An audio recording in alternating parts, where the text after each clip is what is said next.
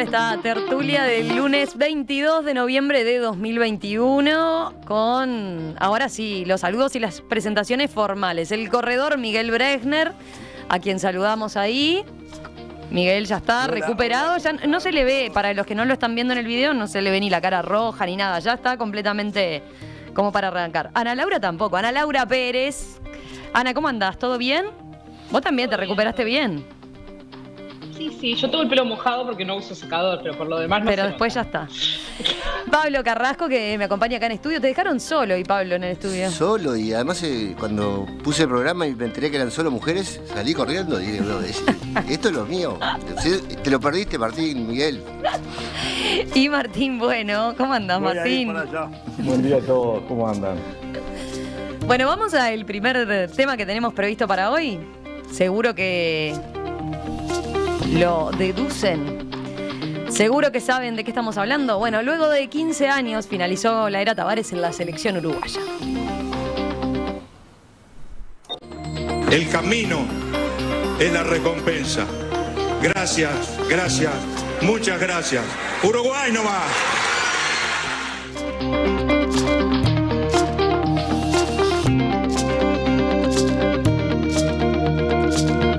Más que nunca para el partido de mañana, vamos que vamos. Muchas gracias. Como dijo alguna vez algún entrenador, hay que cerrar los esfínteres, todo. Y el principal es la boca.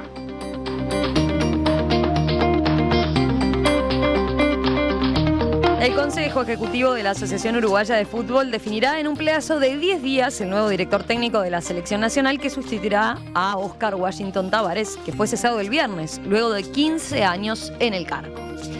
La decisión de la Asociación Uruguaya de Fútbol se conoce luego de las 4 derrotas al hilo en las últimas 2 fechas de las eliminatorias que hicieron caer a la Celeste al 7º lugar de la tabla, fuera de la zona de clasificación. En un comunicado, el comité de la AUF expresó enfáticamente que la decisión de su cese no implica desconocer la importante contribución de Tabárez al fútbol uruguayo. Saludamos y reconocemos los fundamentales logros deportivos obtenidos en estos 15 años que colocaron nuevamente a Uruguay en los primeros lugares del fútbol mundial, dice el comunicado. Varios referentes de la selección, entre ellos Edison Cavani, Luis Suárez y Diego Godín, despidieron al maestro en redes sociales. Por su lado, el presidente de la República, Luis Lacalle Pou, destacó al técnico como una referencia en lo personal. Rescato la parte humana, aseguró durante el fin de semana. De acuerdo a estadísticas oficiales de la AUF, Tabárez dirigió a la selección uruguaya en 221 partidos, de los cuales ganó en 104, empató en 58 y perdió en 39 oportunidades. Bajo su dirección, Uruguay clasificó a 3 mundiales seguidos, llegó a las semifinales de Sudáfrica 2010 y quedó quinto en Rusia 2018. Además, conquistó la Copa América 2011 en Argentina. Bueno, ayer creo que no había mucha discusión en torno a que este era uno de los temas cantados para la tertulia, más allá de que en otras instancias lo habíamos debatido, teníamos la novedad, ¿no? Ahora el cese del maestro entonces, Oscar Washington Tabárez. ¿Quién quiere empezar? A ver, ¿quién se anima? ¿Quién arranca? Yo toco programas, dale, me Ana. animo. Hace tiempo que no vengo, así. Sí, por eso. Empezar porque por un lado parece mentira que haya que hacerlo, pero vamos a hacerlo porque estas cosas son así. Aclarar que, yo qué sé, yo tengo 42 años, soy de la generación que probablemente le reconozca más los logros, o que nos resulte más fácil reconocerle los logros. Yo viví una infancia donde no solo perdíamos partidos, sino, y me parece lo más relevante, a mí la selección uruguaya me daba vergüenza, porque perdíamos partidos y nos agarrábamos a las trompadas, pegábamos, hacíamos desprolijidades, todo eso del chiste de la Celeste de antes, a mí, que era una niña, me daba muchísima vergüenza, ¿no? Entonces, me parece que también valorar que el deporte también es eso, ¿no? No solo ganar los partidos, sino perder con cierto grado de dignidad si vas a perder, y todo eso, en enorme medida, es parte del proceso que Tabárez hizo en la selección y por el que muchísimos uruguayos le estaremos siempre agradecidos, y comparto lo que puso Forlán, por ejemplo, en Twitter, que tiene que ver con que siempre va a estar en la historia, ¿no? O sea, eso es indudable. Dicho esto, a mí me conflictúan algunas cosas. Primero, que hablemos de un proceso, justamente. Creo que el problema de esto que pasó ahora es que no es un proceso. Porque cuando uno construye un proceso, construye las condiciones para atravesar la biología, ¿no? Para sobrevivir más allá de los humanos y de las personas. Y me parece que el punto débil del proceso es ese. Dicho esto también, creo que es muy uruguayo, ¿no? O sea, lo que pasó con Tabarez es lo que pasa en todo el sistema político en Uruguay, en la mayoría de las empresas en Uruguay. La gente grande, en general, se niega a irse y le cuesta mucho poner un punto final. Son pocos los tipos que tienen la capacidad, o las mujeres, que tienen la capacidad para decir: voy a construir las condiciones para que esto siga siendo como es, sin mí. Hay, y hay que reconocerlo, pero también hay que reconocer siento que Tabarez era una persona con las capacidades para hacer ese proceso, pero siento que ese fue como el punto débil, como que este proceso que estamos ahora, de que ni siquiera sabemos quién es el técnico, forma parte de no tener claridad sobre cómo iba a seguir esto, si se iba o le pasaba algo, ¿no? Interesante eso que dice Ana, el proceso hubiera sido si hubiéramos terminado con la figura cantada de quién era su relevo, ¿no? Quién era su sucesor, porque compartía esos valores quizás que él fomentó y sembró a lo largo de estos años, ¿no? Miguel, que está levantando la mano, a ver.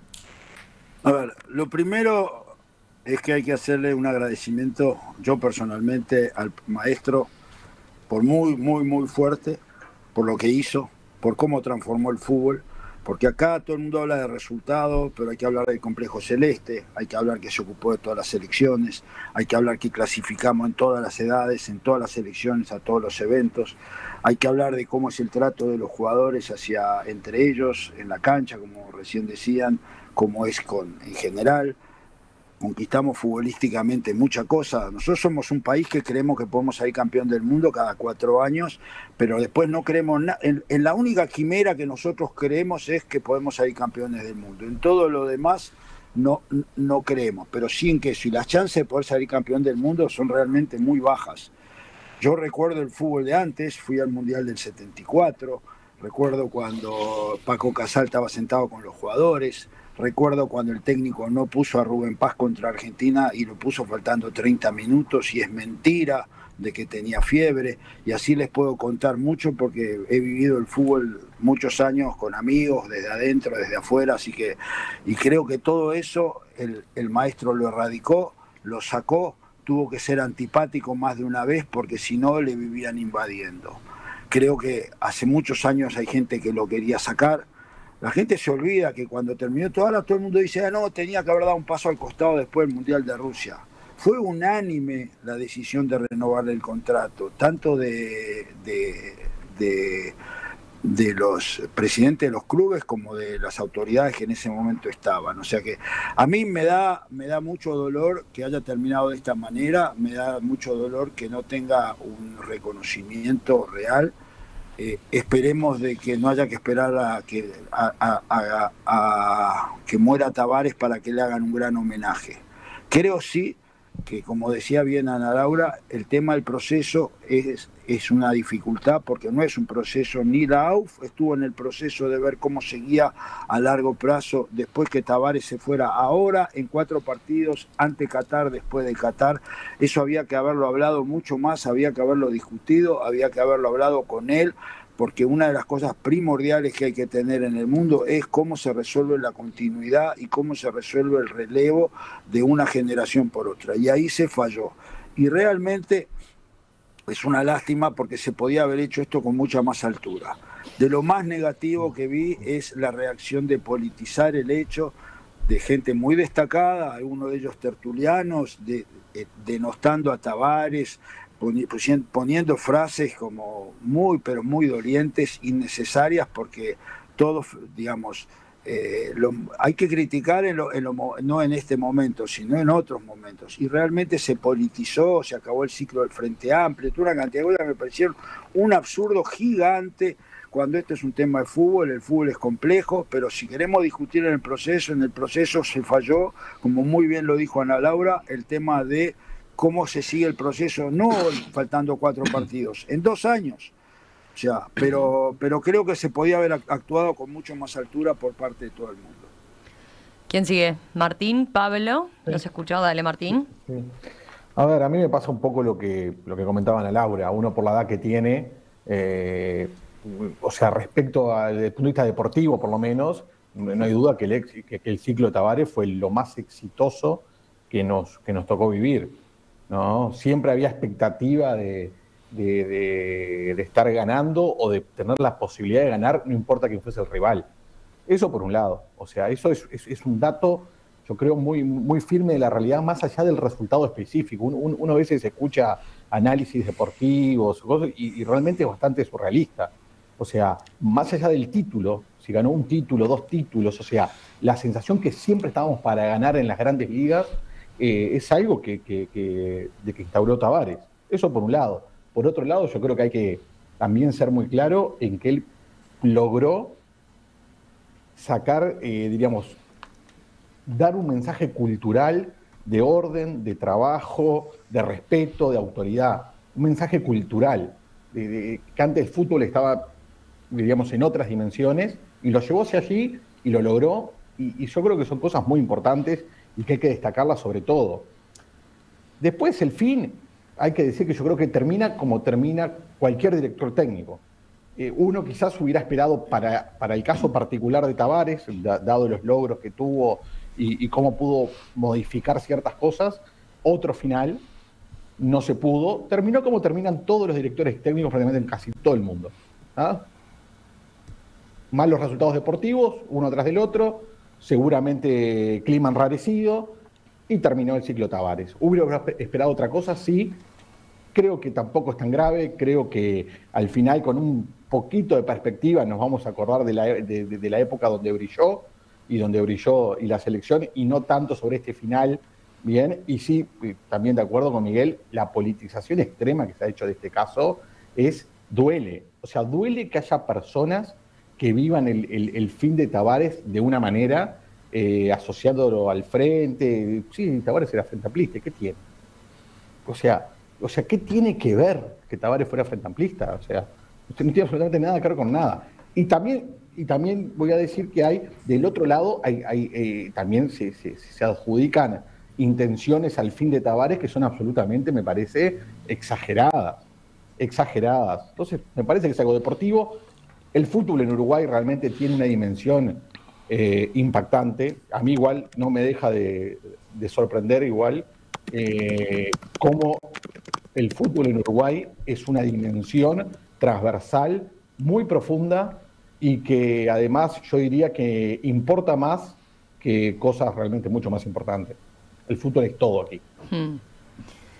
Tuvimos todo el fin de semana, ¿no? Desde el viernes ahí a primera hora de la tarde discutiendo este tema. Sí, así que sí será el fútbol. Un fin de semana con poca noticia también. También. Era lo que había que hablar. A mí me parece que yo lo voy a mirar como empresario. ¿Tá? Ese es mi punto de vista. Y voy un poco en el sentido de que decía Ana Laura, ¿no? Porque para mí es un caso.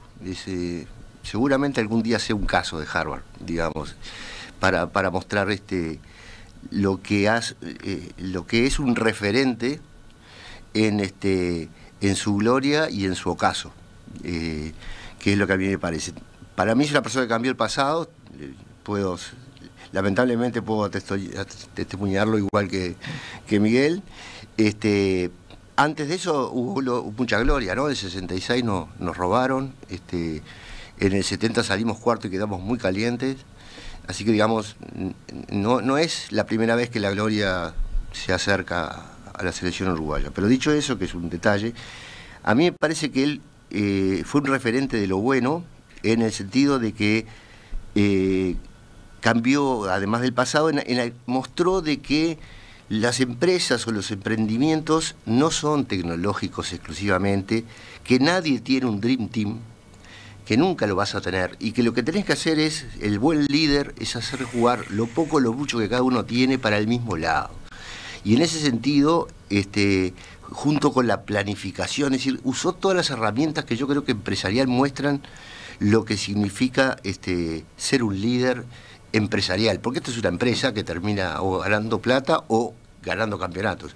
Pero en ese sentido generó un sentido de pertenencia. Toda es la parte esa que yo creo que es el liderazgo bueno, la referencia que debería ser la única que recordáramos. Porque después viene lo malo, lo evidente, que hoy me parece lo que pega más, y es el aislamiento uruguayo, también el empresarial. Lo que dijo Ana Laura es tal cual, en las empresas es peor. Yo creo que en las empresas es peor. El aislamiento de la gerontocracia. La gerontocracia en Uruguay es un drama, es un problema. Vos para comer en la mesa del comedor tenés que tener 50 años y no seguís comiendo en la cocina, nadie te permite hacerlo. Entonces, lo que pasó aquí es, y siempre me acuerdo de un amigo que era el número 1 de KPMG, el que trajo KPMG a Uruguay, que hizo una regla por la cual se tenía que retirar a los 65 años.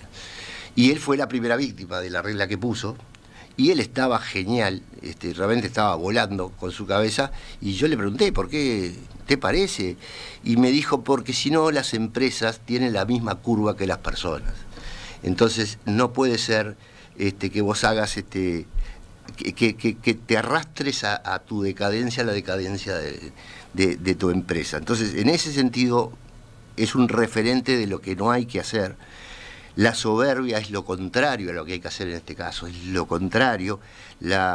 Esa gerontocracia, ustedes van a ver en el próximo técnico, van a aparecer muchos jóvenes, y van a ver esta camarilla, porque esta gerontocracia también genera una camarilla. Acá quedó la pata ancha, quedó la pata en la barranca de muchos jugadores de 35 años que también van a defender ese pasado glorioso, ese Maracaná que tenemos con el maestro Tavares. Entonces, yo creo que es muy interesante. Recuerdo una película, yo soy espantoso para recordar la película, pero sé que la película era un delincuente que se había vuelto popularísimo y era un referente de los niños y todo lo demás, y lo agarran y lo condenan a muerte. En el momento que lo van a ejecutar, la madre de uno de los niños a los cuales él era referente le pidió por qué no lloraba y gritaba como un cobarde cuando muriera. Y él, que iba a llevar la muerte combinando con lo que había sido su vida, terminó a los gritos como un cobarde para no ser el referente de ese niño. Eso es lo que capaz que faltó en el final del maestro Tavares. Bien, ahí aparecen como matices en cuanto a quién le cabe la responsabilidad en esa renovación o fin del proceso, ¿no? No sé, Miguel me pareció que estaba más... ponía más énfasis en la AUF, ¿no? La responsabilidad de la propia directiva de la AUF. Pero Uruguay es muy, como se dice, bipolar con el tema de las edades. De repente uno es viejo a los 65 y de repente uno es joven a los 65. O sea, tenemos líderes de 80 y pico años en política y después queremos decir que arriba de 65 años no puede estar preso en una cárcel y tiene que estar preso en su casa. O sea que mañana si yo hago un delito voy preso a mi casa.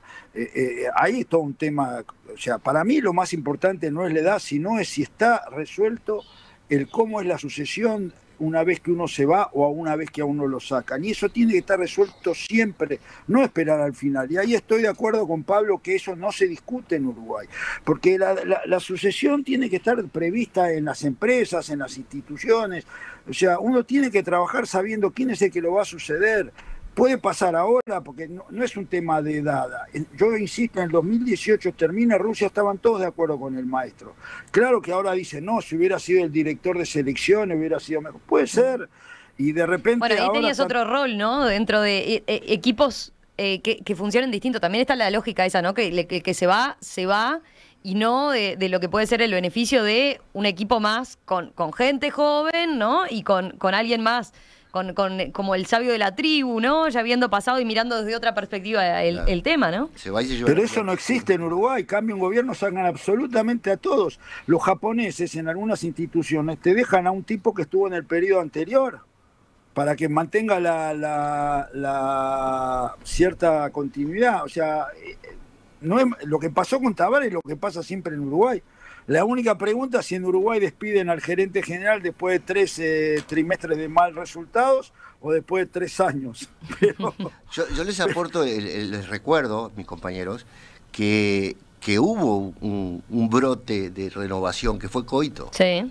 Y no prosperó. Y fue podado ese brote y siguió con su carrera. Así Sí. que no solo no preparó, sino que creo que las plantas se llaman alelopatía, no dejan crecer nada alrededor de ellas. Martín, vos ibas a decir algo. No, a ver, recién Miguel decía los japoneses, y sí, pero los japoneses son japoneses. Por algo son Japón y nosotros somos Uruguay y hacemos todo más o menos, y atamos con alambre y la vamos llevando. Y cuando alguien encuentra un lugarcito donde hay sol y donde hay calorcito, ¿qué hace? Se atornilla de una manera imponente. Y las camarillas, que es lo que dice Pablo, las camarillas son letales. Miren que la camarilla que estaría alrededor de Maestro Tavares, no solo porque está el solcito, está la factura, las cuentas, mucha gente, y son muchos años, y la AUF y la selección uruguaya es poder. Es poder. Además de todo, es poder. Y bueno, y estar 15 años en el poder ininterrumpidos, de los cuales hubo, yo creo que de los 15 hubo por lo menos 13 años que fue eso casi que de un poder absoluto, con la camarilla, terminó haciendo efecto. O sea, yo creo que en el final, Tavares, y yo creo que de esto no nos vamos a acordar, y nos vamos a acordar de todo lo bueno y no de esto, se termina encerrando en sí mismo y termina, yo estoy convencido que además claramente hay un ok de los jugadores en todo esto. O sea, sí, estoy convencido, más allá del eterno agradecimiento que le tienen, como uno le tiene a un antiguo jefe que al final estaba en decadencia, hay un ok de los jugadores porque necesitan vibrar, necesitan un shot y de adrenalina para seguir adelante. Y claramente eso no estaba ahí. Pero bueno, es como todo. Tavares creo que brilló, que hay pocos que brillan en Uruguay, que hizo un cambio cultural y terminó con una de las patologías tradicionales del Uruguay. Bien, que no son solo culpa de él, porque como bien dice Miguel, la AUF también lo pudo haber advertido. ¿Ah? En sus diferentes procesos. La AUF también pudo haber advertido, che, maestro, ¿cómo seguimos? ¿Vos cuándo te vas a ir? Así, de frente y mano, ¿vos cuándo te vas a ir? Vamos a coordinar planificar ese momento. Y vamos a planificarlo, porque nadie es eterno. ¿Bien? Y seguramente ninguno de los dos estuvieron a la altura de las circunstancias, y tenemos este final que es poco brilloso, bastante sucio y... Muy uruguayo. Muy uruguayo, pero no nos vamos a acordar del final, yo eso estoy seguro, y sí lo que me parece que ahora hay una enorme oportunidad y hay algo de Camilo, yo no creo mucho. Cuando te vas, te vas. Eso de irse a medias, no.